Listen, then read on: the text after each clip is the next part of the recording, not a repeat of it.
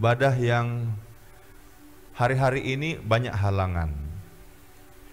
Kita mungkin beribadah sepertinya sendiri, hanya dengan keluarga sendiri. Tetapi camkan apa yang akan saya sampaikan ini sebelum kita akan masuk dalam tema firman Tuhan hari ini. Camkan apa yang saya sampaikan. Kesendirian, keterbatasan, maupun halangan yang Tuhan izinkan, ulangi. Kesendirian, keterbatasan, halangan, maupun gangguan yang Tuhan izinkan ketika kita beribadah kepada Tuhan, itu untuk menguji 3 hal. Pertama, kemurnian kita. Yang kedua, kesungguhan kita.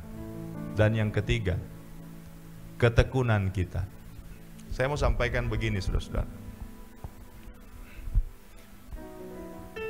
Saya kasih sebuah kesaksian sederhana. Saudara-saudara, bukan masalah apabila seorang berkhotbah pakai dasi atau tidak pakai dasi, bukan masalah. Sekali lagi, itu bukan sesuatu yang dilarang. Kalau saudara tidak pakai dasi kemudian berkhotbah, itu bukan salah. Tetapi saya pribadi ada satu kesaksian ketika saya mau beribadah tadi. Ketika saya datang masuk ke gereja, dan hari ini sebenarnya saya punya kerinduan untuk pakai dasi ketika mau ibadah, mau melayani. Tetapi saudara-saudara, ada satu rahasia hati terselubung di hati saya begini. Ini pakai bahasa Manado. Ini kok ibadah jemaat cuma sebagian besar di rumah. Jemaat kok di rumah, jadi biar jonya enggak pakai dasi. Dan saya datang masuk ke gereja. Pas saya duduk, kemudian mulai menyembah, Tuhan taruh saya mau pakai bahasa suara Tuhan, nanti ada yang kurang senang, tapi tidak apa-apalah. Suara Tuhan di hati saya, kamu ini kalau mau berpakaian di ibadah untuk siapa? Kalau kau mau berpakaian dalam ibadah itu untuk siapa? Beberapa hari ini saya lihat ibadah-ibadah live streaming dari banyak gereja, termasuk tentunya di gereja kita. Saya melihat sepertinya ada perbedaan suasana antara ibadah yang waktu itu banyak sekali orang karena dihadiri oleh semua jemaat, dan ibadah live streaming yang hanya pelayan-pelayan. Dan saya melihat sepertinya ada penurunan gairah dan penurunan semangat dalam pelayanan. Hati saya kemudian ada suara berkata begini,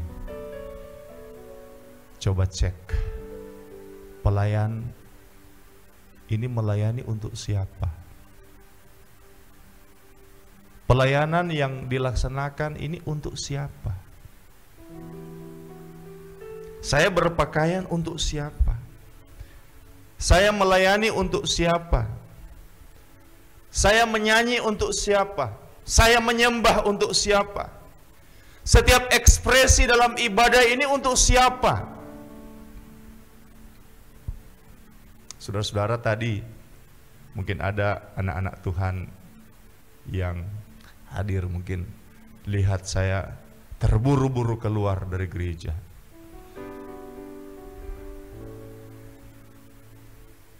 Tidak dengan maksud untuk menunjukkan sesuatu.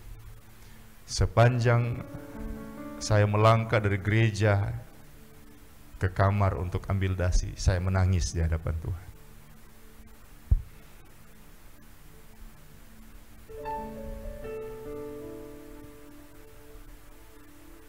Saya berkata begini, Tuhan,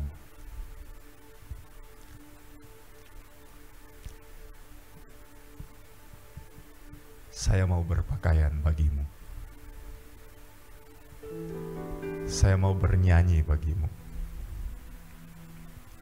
saya mau melayani bagimu. Setiap ekspresi kita, dimanapun kita berada, ditujukan kepada Tuhan semesta alam. Ditujukan kepada Tuhan yang maha besar. Sehingga saya mau sampaikan kepada saudara-saudara, dimanapun engkau berada, di kamar atau di ruang tamu atau dimanapun engkau berada, pastikan bahwa ibadah kita adalah ibadah untuk Tuhan.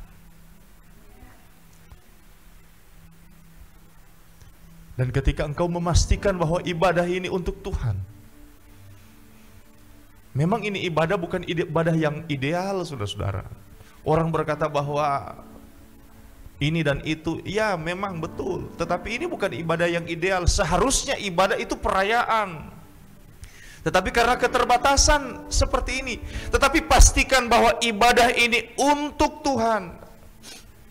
Dan dalam kesendirian kita, Tuhan menguji kemurnian kita, kemurnian pelayanan kita, kemurnian ekspresi kita.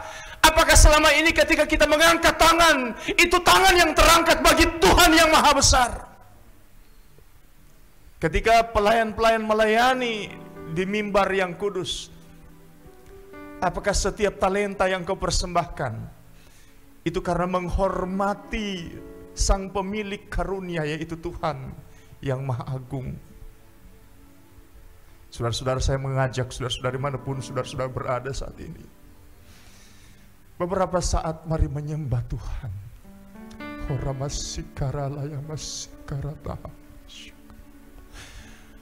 Oh, haleluya, haleluya, haleluya,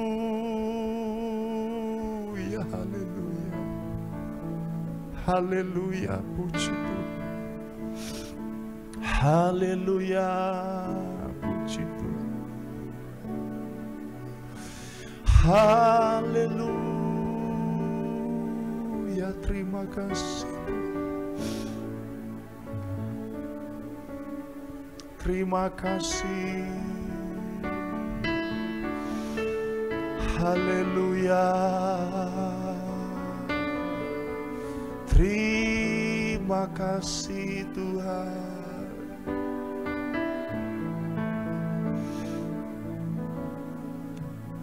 Kemuliaan-Mu Tuhan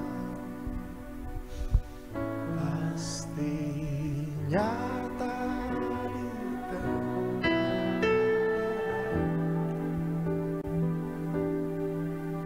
Kau pertolongan dan pengharapan, Tuhan kemenanganku. Haleluya. Kemuliaan-Mu Tuhan pasti nyata di tengah badai. Kau pertolongan dan pengharapan, Tuhan kemenanganku. Haleluya. Puji Tuhan, Tuhan Yesus baik. Bapak Ibu Saudara sekalian, hari ini saya ingin mengajak kita untuk belajar satu tema, kedaulatan Tuhan. Jadi saya ingin mengajak kita untuk belajar kebenaran firman Tuhan dengan tema kedaulatan Tuhan. Ulangan Fatsal 32 ayat 1 sampai ayat yang keempat. Mari kita berdiri dimanapun Bapak Ibu Saudara sekalian berada.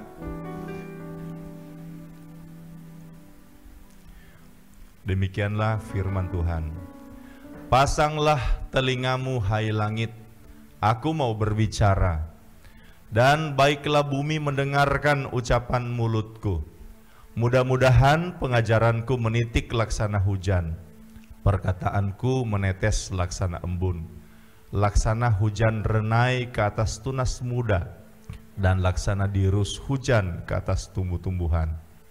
Sebab nama Tuhan akan kuserukan, berilah hormat kepada Allah kita, gunung batu yang pekerjaannya sempurna, karena segala jalannya adil, Allah yang setia, dengan tiada kecurangan, adil dan benar Dia. Puji Tuhan. Disilahkan duduk. Bapak Ibu, saudara sekalian yang diberkati Tuhan, hari-hari ini perenungan tentang kedaulatan Tuhan mungkin terjadi bagi banyak pribadi. Jadi orang mulai merenungkan tentang kedaulatan Tuhan. Jadi maksud saya, kedaulatan ini kan bicara tentang kekuasaan tertinggi. Jadi kekuasaan tertinggi atas apa? Atas 3 hal. Pertama, atas alam. Yang kedua, atas manusia. Dan yang ketiga, atas sejarah. Kita juga bisa memperluas kalau dalam konteks yang lebih lebar, lebih besar, atas semua makhluk, baik manusia, baik malaikat, maupun roh jahat, baik singgasana dan sebagainya, seperti yang disampaikan oleh Rasul Paulus kepada jemaat Tuhan di Kolose, bahwa Tuhan itu punya kedaulatan tertinggi. Haleluya. Tetapi saudara-saudara, memang hari-hari ini orang mulai berpikir tentang kedaulatan Tuhan karena ada 2 hal yang menurut saya banyak dipikirkan oleh manusia atau banyak dipikirkan oleh anak-anak Tuhan hari-hari ini. Yang pertama, apakah Tuhan masih berdaulat? Jadi apakah Tuhan masih berdaulat? Apakah Tuhan masih berdaulat atas alam semesta ini? Apakah Tuhan masih memegang kendali atas alam semesta? Ataukah Tuhan sudah tidak memegang kendali atas alam semesta? Itu pertanyaan pertama. Perenungan yang kedua yang menimbulkan pertanyaan tentang kedaulatan Tuhan adalah, mengapa Tuhan yang berdaulat, yang memegang kedaulatan, yang memegang kekuasaan tertinggi, lalu membiarkan situasi seperti ini terjadi? Membiarkan kematian ratusan ribu manusia karena COVID-19. Membiarkan banyak orang kelaparan. Dan orang-orang yang kelaparan itu bukan hanya terjadi di antara orang-orang non-Kristen, tetapi negara-negara Kristen sekalipun itu mengalami dampak yang luar biasa, dapat saya katakan mengerikan karena COVID-19. Di negara adidaya yang memang dikenal sebagai simbol negara Kristen, hampir 1 juta orang terinfeksi COVID-19. Negara-negara Eropa yang dikenal sebagai negara-negara simbol Kristen, negara-negara ini pun mengalami situasi yang mengerikan. Bahkan di seluruh dunia sekarang, saudara-saudara, banyak orang yang kelaparan karena situasi yang terjadi. Jadi pertanyaan bagi banyak orang, kenapa Tuhan yang berdaulat, Tuhan yang memegang kekuasaan tertinggi harus membiarkan semua ini terjadi? Sehingga karena pertanyaan ini tidak terjawab, plus ditambah lagi dengan segala macam provokasi dan intimidasi dari setan dan roh-roh jahatnya, maka orang mulai berpikir bahwa mungkin saja betul ateisme. Mungkin saja memang betul bahwa tidak ada Tuhan. Mungkin saja betul bahwa alam semesta ini merupakan sebuah akibat dari kejadian atau sebab yang sifatnya spontan. Mungkin betul Big Bang teori bahwa segala sesuatu itu berasal dari kabut hitam, black hole, lubang hitam, dan kemudian karena situasi terjadi ledakan besar, Big Bang, dan kemudian terciptalah alam semesta. Dan karena proses evolusi terciptalah makhluk-makhluk hidup sampai pada makhluk hidup yang paling kompleks, yaitu manusia. Orang mulai berpikir bahwa tidak ada Tuhan mungkin. Atau mungkin orang mulai berpikir seperti alur pemikiran dari aliran lain dalam ateisme. Oh, ada Tuhan, tetapi Tuhan itu selesai dia menciptakan alam semesta, dia pergi bersembunyi di tempat yang tersembunyi dan kemudian dia tidak lagi campur dengan urusan manusia. Orang mulai bertanya-tanya tentang kedaulatan Tuhan. Kalau memang Tuhan itu pencipta, kenapa dia harus ciptakan COVID-19? Kenapa dia harus ciptakan virus corona seperti ini yang bisa mematikan manusia? Saudara-saudara, dari pertanyaan-pertanyaan itulah yang menjadi dasar sehingga kita perlu membicarakan tentang kedaulatan Tuhan. Haleluya. Musa dalam kitab Ulangan pasal 32 ayat 1 sampai 4, dia memberi satu pemahaman kepada orang Israel. Dia mau bicara dan dia harapkan orang Israel bisa mengerti apa yang dia sampaikan. Khususnya ayat yang ketiga, coba kita perhatikan. Sebab nama Tuhan akan kuserukan. Perhatikan, ada kata nama Tuhan akan kuserukan. Tuhan yang mana? Tuhan yang berdaulat. Berilah hormat kepada Allah kita. Kenapa? Karena dia berdaulat. Dan kemudian dia sambung, gunung batu yang pekerjaannya sempurna karena segala jalannya adil, Allah yang setia dengan tiada kecurangan, adil dan benar dia. Ayat ini saudara-saudara memberikan kepada kita penegasan bahwa Tuhan itu berdaulat. Dan ketika ada orang mempertanyakan tentang masihkah Allah berdaulat, Musa berkata, ya, dia tetap Allah yang berdaulat. Kemudian ada orang bertanya, apakah kedaulatan Tuhan itu baik atau jahat?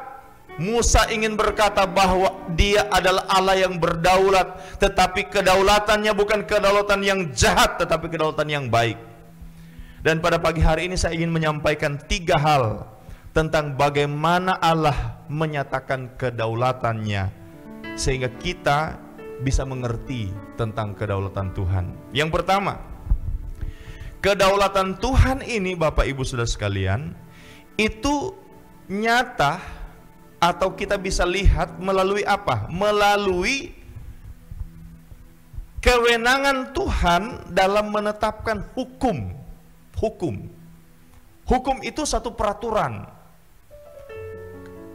Satu peraturan yang tidak boleh dilanggar, sebab kalau dilanggar akan ada konsekuensi. Kalau dilanggar akan ada dampak. Coba kita baca Ayub pasal 38 ayat 4.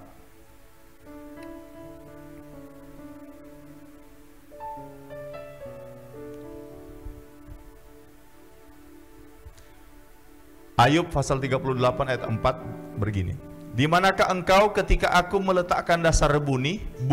Ceritakanlah kalau engkau mempunyai pengertian. Ini ketika Ayub coba untuk menyanggah Tuhan, coba untuk mempertanyakan keadilan Tuhan. Tuhan balik bertanya, di mana engkau ketika Tuhan meletakkan dasar bumi? Maksudnya apa? Di mana Ayub ketika Tuhan apa? Membuat hukum alam.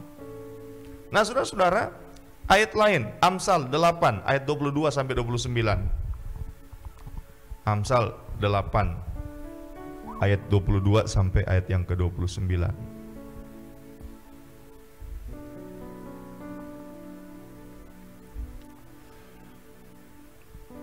Tuhan telah menciptakan aku sebagai permulaan pekerjaannya, sebagai perbuatannya yang pertama-tama dahulu kala.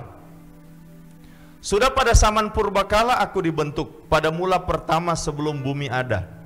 Sebelum air samudera raya ada, aku telah lahir. Sebelum ada sumber-sumber yang syarat dengan air. Sebelum gunung-gunung tertanam dan lebih dahulu daripada bukit-bukit, aku telah lahir. Sebelum ia membuat bumi dengan padang-padangnya atau debu dataran yang pertama. Ketika ia mempersiapkan langit, aku di sana. Ketika ia menggaris kaki langit pada permukaan air samudera raya. Ketika ia menetapkan awan-awan di atas dan mata air samudera raya meluap dengan deras. Ketika ia menentukan batas kepada laut supaya air jangan melanggar titahnya. Dan ketika ia menetapkan dasar-dasar bumi. Bapak Ibu Saudara sekalian, ayat firman Allah yang kita baca tadi dalam Amsal pasal 8 ayat 22-29 itu bicara tentang hikmat. Apa itu hikmat? Dapat saya katakan dalam konteks Amsal pasal 8 adalah hukum. Jadi saudara-saudara, Tuhan kita Tuhan yang berdaulat. Tuhan kita Tuhan yang memegang kekuasaan tertinggi atas alam, atas manusia, atas sejarah, atas segala makhluk hidup. Dia adalah Tuhan yang berdaulat, dan bagaimana dia menetapkan atau menyatakan kedaulatannya? Yang pertama adalah dia menetapkan hukum. Dia membuat hukum, peraturan. Dan saudara-saudara, ketika dia membuat peraturan, manusia tidak boleh langgar peraturannya. Haleluya, haleluya, haleluya. Kalau manusia langgar peraturannya, maka akan ada konsekuensi. Akan ada apa? Akan ada dampak. Nah saudara-saudara, contoh ya, contoh. Coba kita lihat Kejadian pasal 2 ayat 15-16. Ini kita bisa melihat itu 3 jenis hukum yang Tuhan berikan kepada manusia. Tuhan Allah mengambil manusia itu dan menempatkannya ke dalam Taman Eden untuk mengusahakan dan memelihara taman itu. Lalu Tuhan Allah memberi perintah ini kepada manusia. Semua pohon dalam taman ini boleh kau makan buahnya dengan bebas. Tetapi pohon pengetahuan tentang yang baik dan yang jahat itu janganlah kau makan buahnya, sebab pada hari engkau memakannya pastilah engkau mati. Haleluya. Itu adalah hukum yang Tuhan berikan kepada manusia. Perhatikan dalam ayat yang ke-15 dikatakan begini. Tuhan Allah mengambil manusia itu dan menempatkannya ke dalam Taman Eden untuk pertama mengusahakan dan memelihara taman itu. Ini hukum. Hukum yang Tuhan tetapkan kepada manusia yang berkaitan dengan masalah alam. Berkaitan dengan alam, manusia harus usahakan alam, kelola hal alam, kelola. Tetapi itu hanya satu bagian. Kalau ketika Tuhan bicara tentang hukum mengenai alam, manusia itu diberikan 2 perintah. Pertama apa? Kelola alam, usahakan alam. Tetapi yang kedua adalah apa? Pelihara alam. Nah, hukum pertama yang Tuhan berikan adalah hukum tentang alam. Kelola alam, tetapi pelihara alam. Saudara-saudara, saya tidak tahu betul atau salah, sebab ini mungkin situasi tingkat tinggi. Mulai merebak isu bahwa virus corona generasi baru ini katanya ini belum tahu, belum pasti. Tetapi saya berani bicara dalam ketidakpastian ini karena beberapa informasi yang dari beberapa sumber yang lumayan di kredibilitasnya. Katanya virus ini katanya merupakan produk dari sebuah lab, dari sebuah laboratorium. Jadi virus ini sebenarnya merupakan satu pengembangan yang dibuat oleh manusia. Jadi aslinya corona. Tetapi corona ini, yang jenis ini katanya merupakan pengembangan yang dibuat oleh manusia di sebuah lab di satu negara.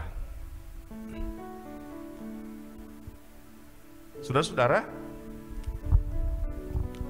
Saya tidak terlalu suka bicara hoax. Saya harus bicara dalam sebuah kehati-hatian. Tetapi saya hanya sampaikan beberapa informasi.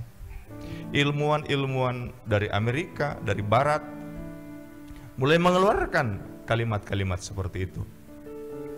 Pejabat-pejabat tinggi di dunia mulai mengeluarkan statement-statement seperti itu. Sepertinya bahwa virus ini katanya bukanlah asli karena situasi alam, proses alam, tetapi karena perbuatan manusia, pengembangan manusia di lab-lab tertentu, di laboratorium tertentu. Dan kalau ini memang benar terjadi, kalau ini benar-benar terjadi, saya mau sampaikan, berarti saudara-saudara, kalau memang betul ya, kalau memang betul, berarti apa yang terjadi ini merupakan dampak konsekuensi karena manusia melanggar hukum Tuhan. Tuhan bilang kan, usahakan, kelola baik, tetapi pelihara. Tapi kalau tidak dipelihara, dampaknya ada. Tuhan tidak larang orang mengelola hutan, pohon-pohon, kayu-kayu untuk dijadikan sumber daya alam bagi kemaslahatan manusia. Tetapi anak-anak Tuhan wajib untuk memelihara hutan. Sebab kalau tidak, tanah longsor, banjir dan sebagainya.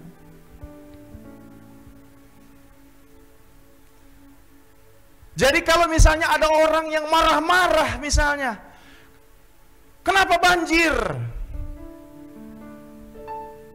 Kenapa kebakaran? Kenapa kanker? Kenapa banyak penyakit-penyakit aneh? Saya mau sampaikan bahwa sebenarnya ini salah kita. Jangan gara-gara seperti ini kita marah-marah dengan Tuhan. Maaf, Tuhan ciptakan bumi ini, saudara-saudara, sangat baik.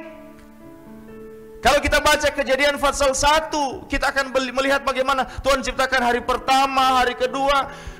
Di akhir dari penciptaan setiap hari katakan baik, baik, baik, baik. Semua yang diciptakan Tuhan baik. Alam begitu baik. Tuhan ciptakan ekosistem dengan seimbang. Supaya sinar matahari itu tidak menghancurkan manusia, Tuhan pakai lapisan ozon. Tetapi Tuhan tahu bahwa Tuhan harus kasih sinar matahari kepada manusia, sebab sinar matahari ini memberi kehidupan. Tetapi ada perisainya, lapisan ozon. Tetapi manusia tidak mengelola dan tidak memelihara alam dengan baik. Sehingga akhirnya apa yang terjadi? Terjadi konsekuensi. Orang marah, orang menangis karena banjir. Padahal mungkin kita sendiri yang menjadi penyebab banjir. Saudara-saudara, Tuhan kalau Dia bikin hukum, dengar. Kalau Tuhan tetapkan hukum, kita harus taat. Tadi hukum alam, ada juga namanya hukum moral. Contoh hukum moral. Hukum moral dalam pernikahan. Waktu Tuhan ciptakan Adam, Tuhan ciptakan penolong. Namanya apa? Hawa. Adam itu manusia laki-laki, Hawa itu manusia perempuan. Jadi sebenarnya pasangan bagi manusia laki-laki ya manusia perempuan. Tetapi sekarang manusia mulai merusak tatanan hukum alam. Saudara-saudara, rame kan di media sosial beberapa waktu lalu. Di Italia, di Amerika, bahkan di Israel, negara yang kita selalu jadikan rujukan tentang masalah kekristenan. Meskipun banyak orang Israel bukan Kristen, tetapi banyak orang Kristen yang pergi ke Israel. Terjadi apa? Terjadi pesta gay. Saudara-saudara, saya dikirimi satu video tentang pesta gay Memang kurang ajar, saudara-saudara. Pria-pria bertelanjang dada di satu tempat, banyak sekali gay-gay. Kemudian mereka minta maaf.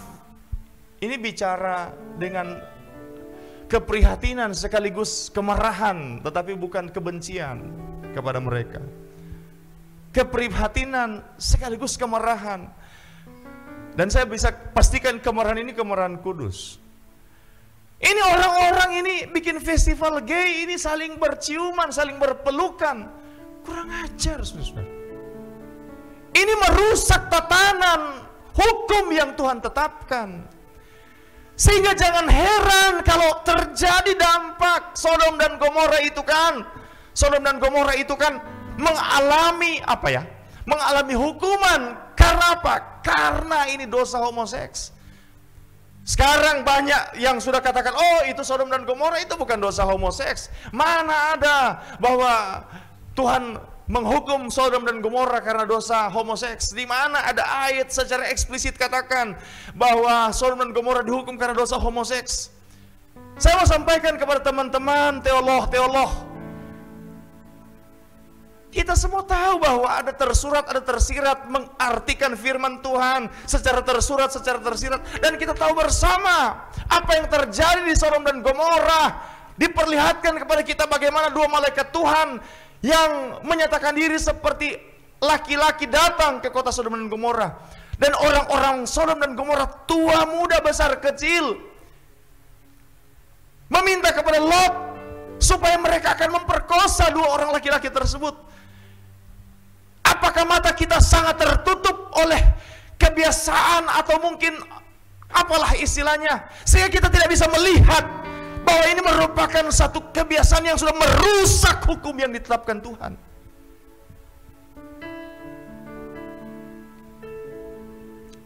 Haleluya.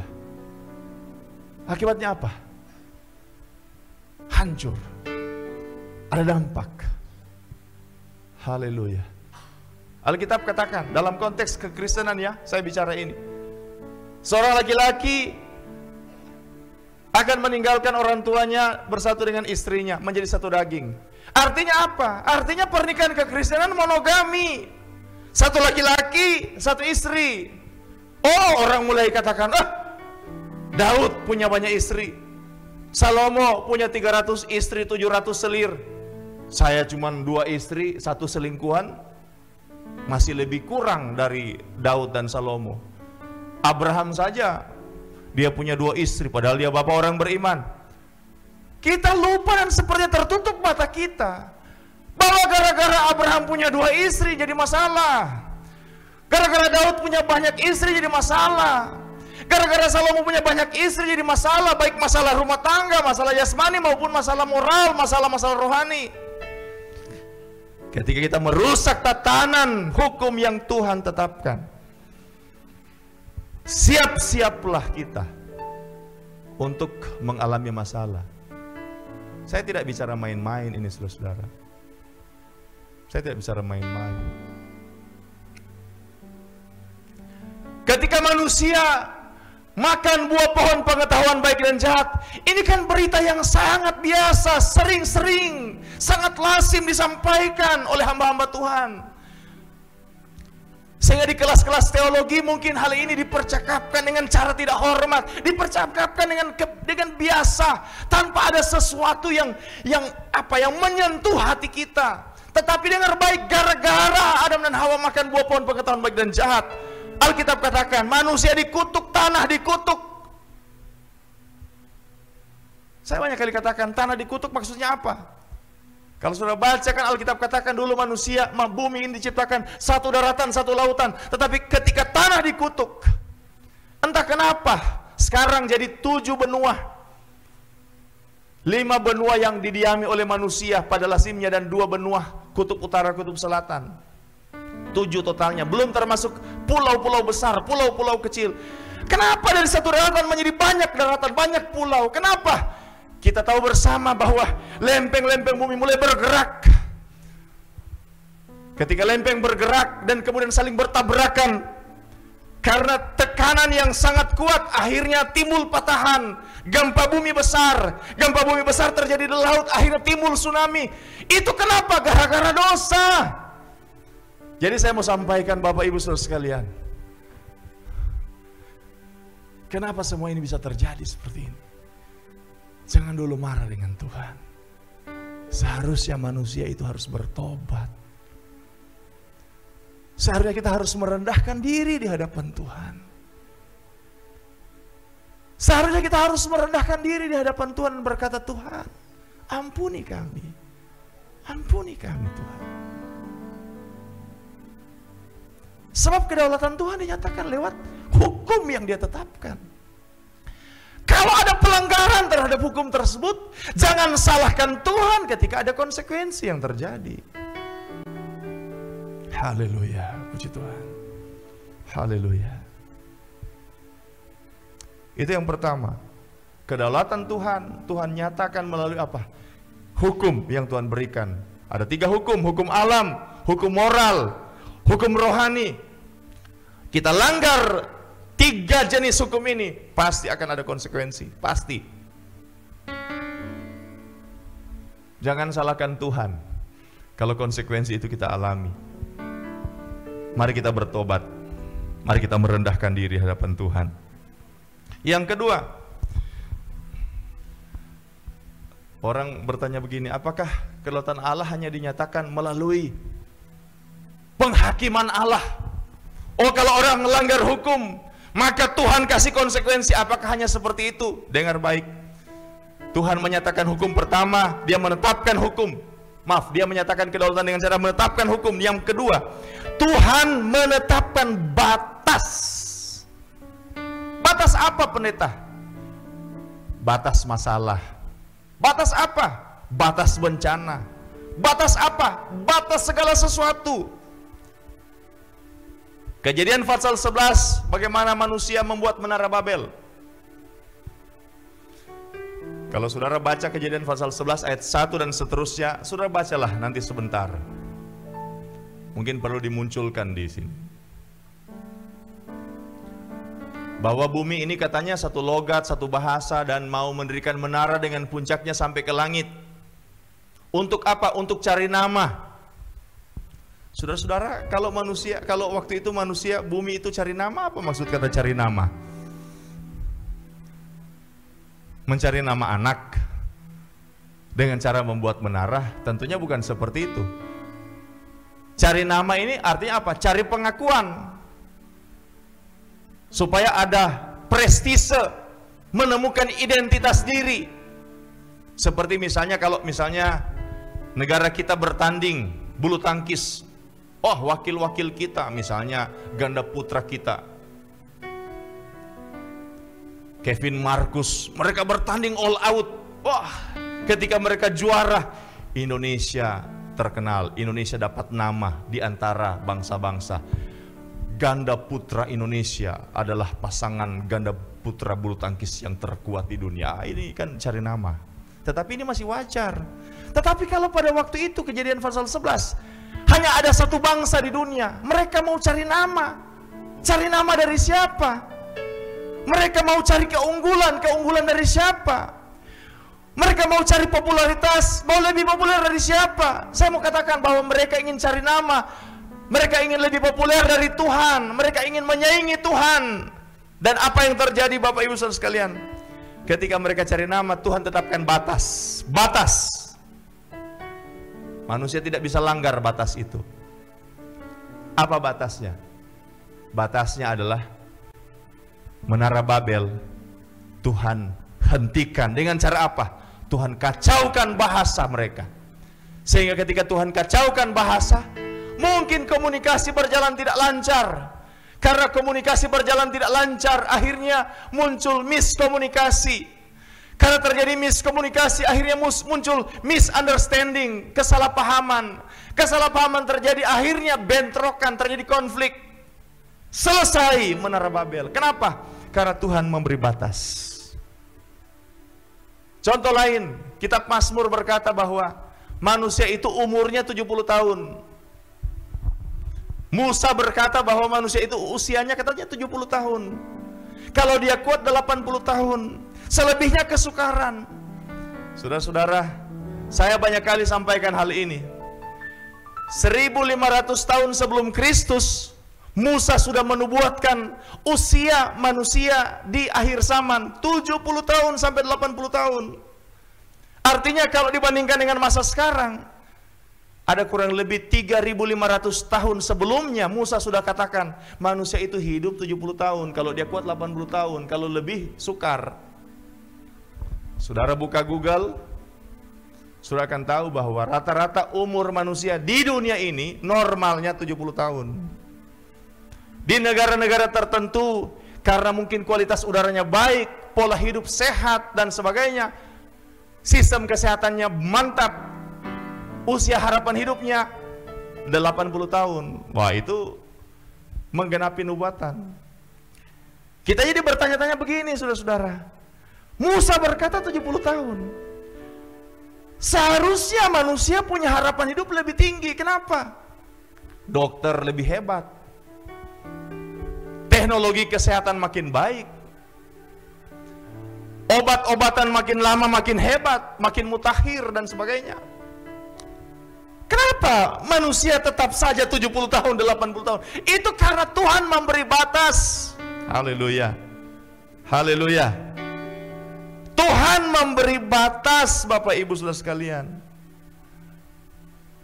Dalam kitab Yeremia pasal 5 ayat 22, coba kita baca ayat itu.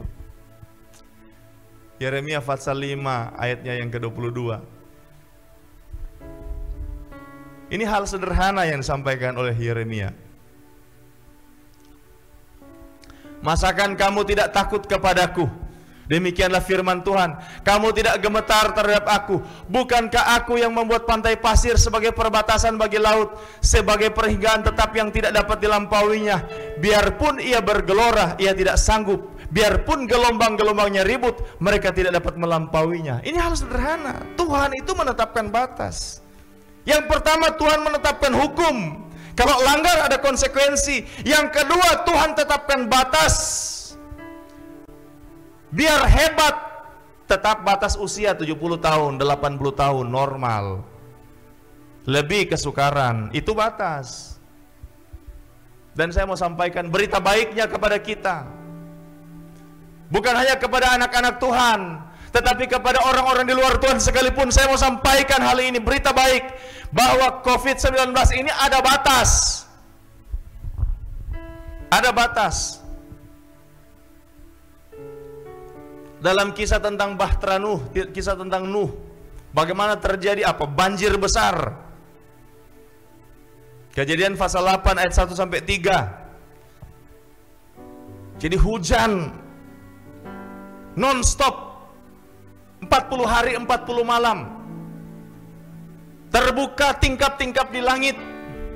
Seorang ahli teolog, ada seorang teolog katakan bahwa tingkap-tingkap langit yang terbuka ini mungkin dulu dunia ini diliputi oleh selubung air, sehingga membuat sinar matahari memang disaring dengan baik sekali. Ada filter yang menyaring sinar matahari dulu. Karena itu jangan heran usia manusia sebelum zaman air bah itu ratusan tahun, 900-an tahun bahkan, saudara-saudara. Kenapa? Karena bumi ini katanya ada lapisan air, sehingga sinar matahari itu memang difilter betul oleh lapisan tersebut. Tetapi ketika tingkap air itu dibuka, selubung itu terbuka zaman air bah sama Nuh, maka filter kita tinggal ozon, sehingga terjadi penurunan yang cukup drastis tentang masalah umur manusia. Ada hujan non-stop, hujan non-stop. Tetapi saudara-saudara, Alkitab katakan dalam Kejadian pasal 8 ayat 1, maka Allah mengingat Nuh dan segala binatang liar dan segala ternak yang bersama-sama dengan dia dalam bahtera itu, dan Allah membuat angin berhembus melalui bumi sehingga air itu turun. Haleluya.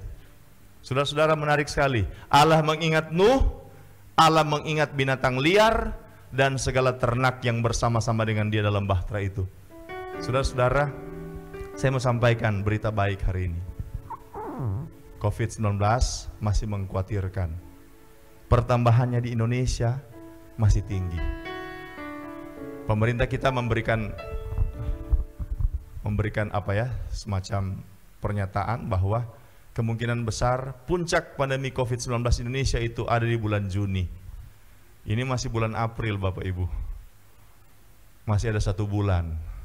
Kalau dia di akhir Juni berarti masih ada 2 bulan. Saya tertawa baca status di media sosial, di FB. Minggu pertama COVID, statusnya bakar ragei. Minggu kedua, statusnya bikin tinutuan. Minggu ketiga, statusnya marah-marah ke pemerintah karena bantuan belum diterima. Itu masih minggu ketiga. Sekarang bagaimana kalau bulan Mei? Bagaimana kalau bulan Juni? Bahkan ada yang prediksi katanya begini, COVID ini bisa sampai bulan Desember.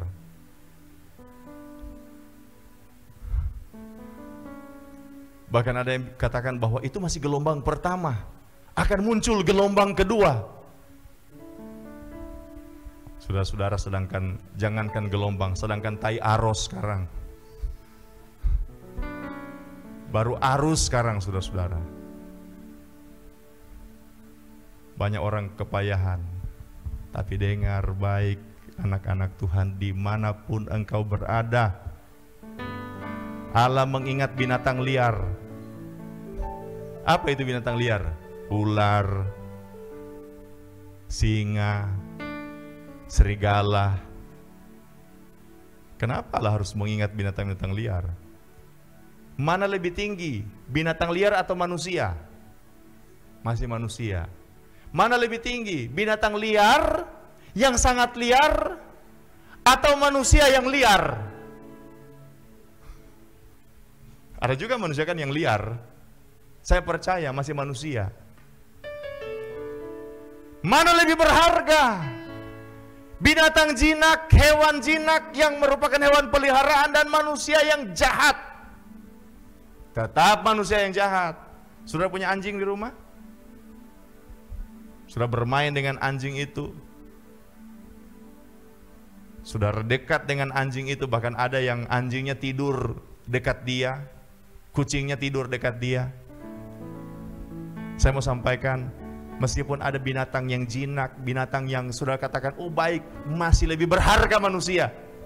Artinya saya mau sampaikan, sedangkan binatang liar seperti ini Tuhan ingat, apalagi manusia liar, apalagi manusia fasik. Kalau manusia fasik Tuhan ingat, apalagi anak-anak Tuhan. Haleluya. Haleluya. Ada batas. Pencobaan-pencobaan yang kamu alami, ada batas. Sebab Tuhan setia. Dia tidak akan memberi pencobaan lebih besar dari kapasitas kita menanggungnya. Saudara-saudara, ketika saya membaca simulasi, oh akan ada jutaan orang di Indonesia mati karena COVID-19. Ada ketakutan juga muncul meskipun saya pendeta. Oh dia bisa sampai bulan Desember, aduh. Sedangkan bulan April seperti ini saja kita sudah ngos-ngosan. Tetapi dengar, ada batas. Tuhan yang setel semuanya. Yang pegang kendali Tuhan, Tuhan yang set. Dengar baik, Dia Allah berdaulat. Dia berdaulat atas manusia, atas setiap pemerintahan, atas setiap kerajaan. Tetapi Dia juga berdaulat atas alam. Kalau Dia berhasil meredakan angin ribut, Dia berhasil memerintahkan ombak, angin tenang, maka Dia juga tidak bermasalah ketika Dia berkata, hei COVID-19 berhenti. Bagi Tuhan tidak ada yang mustahil. Bayangkan saudara-saudara, hujan sama 40 hari hujan. Air kemudian menutupi seluruh bumi. Tetapi Tuhan tahu caranya membuat air surut. Tuhan tahu caranya. Ketika orang Israel ada di tepi laut Teberau, di belakang mereka ada orang Mesir yang mengejar dengan pasukan tentara, pasukan berkuda kereta. Mereka terpojok. Tuhan tahu bagaimana membelah laut Teberau. Tuhan tahu, karena Dia Allah yang berdaulat. Haleluya. Saudara-saudara, mungkin kita pikir bagaimana caranya COVID ini bisa berakhir. Virus ini dengan sangat mudah menyebar, dengan sangat mudah menular. Kita harus rajin cuci tangan. Saya lihat di medsos, saudara-saudara, saya tertawa lihat seorang yang ini ada satu video bagaimana ilustrasi seorang, dia mau cuci tangan. Pas dia cuci tangan, dia pegang apa? Yang keran air. Pas dia pegang keran air, ternyata itu bisa ada kemungkinan virus menular dari keran air. Dia bersihkan keran air. Kemudian dia pegang lagi gagang pintu, dia bersihkan gagang pintu. Kemudian dia bersandar ke dinding. Kemungkinan besar juga COVID bisa menular dari dinding. Dia bersihkan lagi dinding. Akhirnya dia duduk di lantai. Di lantai juga ada kemungkinan ada COVID. Dia bersihkan lagi lantai. Selesai dia bersihkan semua, dia dengar kabar bahwa menurut WHO, virus corona bisa melayang di udara 9 jam. Bagaimana caranya? Pakai masker kain, virus itu bisa menembus. Sedangkan masker N95 ke berapa itu, saudara-saudara? Itu katanya 95%. Artinya masih ada kemungkinan virus menembus. Sudah pakai APD masih ada kemungkinan virus tembus. Apalagi kita cuman hanya pakai PD. Percaya diri maksud saya. Sedangkan pakai alat perlindungan diri masih bisa kemungkinan virus tembus. Kita pede sekali. Bayangkan kalau virus itu jalan-jalan di udara, kemudian singgah di rambut kita, singgah di mata kita. Cara untuk supaya virus ini bisa berhenti, imunitas kelompok atau imunitas bangsa begitu, herd immunity. Atau bisa juga vaksin, tetapi vaksin katanya supaya aman, perlu riset, perlu uji coba. Paling cepat 1,5 tahun. Siapa yang bisa bertahan 1,5 tahun? Tapi dengar baik, Tuhan memegang kendali. Dimanapun engkau berada, katakan Tuhan pegang kendali. Batasnya ada di tangan Tuhan. Tuhan tetapkan batas, haleluya. Jangan kita bingung memikirkan apa yang akan kita kerjakan, bagaimana Tuhan mengerjakan itu, bagaimana Tuhan men-stop virus ini. Kita ikut-ikut saja apa yang disampaikan pemerintah, rajin cuci tangan, pakai masker, hindari kerumunan, ikut-ikut saja. Tetapi selebihnya, katakan dengan iman dan bersyukur, Engkau yang pegang batas, Engkau pegang kendali. Haleluya, haleluya. Agak panjang khotbah hari ini. Yang ketiga, terakhir, bagaimana Tuhan menyatakan kedaulatan. Pertama, Tuhan menetapkan hukum. Taat kepada hukum, kalau tidak ada konsekuensi. Yang kedua, Allah yang pegang kendali, Dia tetapkan batas. Saya percaya saudara-saudara, virus ini pasti akan berakhir, sebab Tuhan yang tetapkan batas. Dan yang ketiga, saya mau sampaikan, ini yang hebatnya kedaulatan Tuhan. Karena Dia berkuasa atas manusia, atas alam, atas sejarah, atas segala sesuatu, atas kuasa gelap, atas iblis, atas roh jahat. Saya ingin baca satu ayat untuk poin terakhir. Ulangan pasal 32 ayat 9 sampai 11.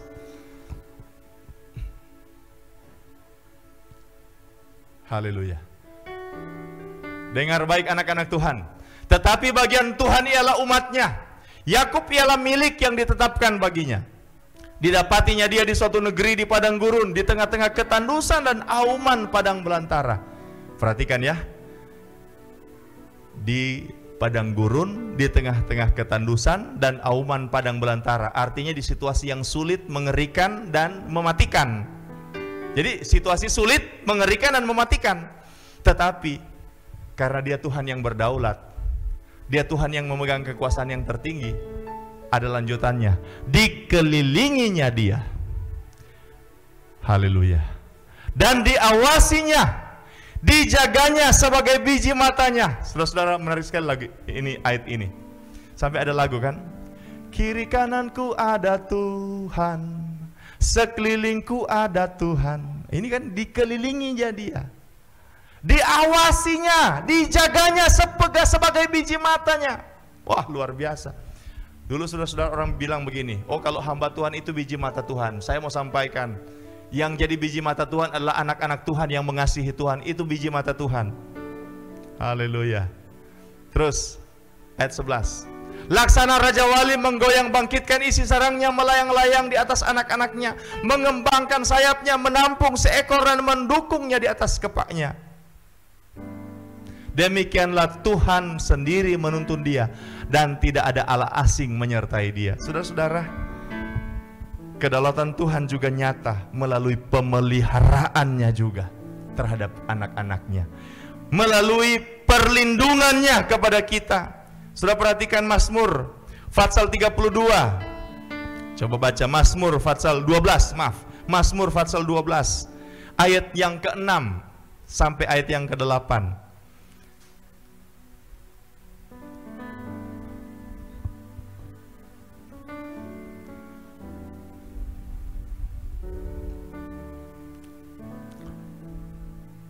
Janji Tuhan adalah janji yang murni, bagaikan perak yang teruji, 7 kali dimurnikan dalam dapur peleburan di tanah.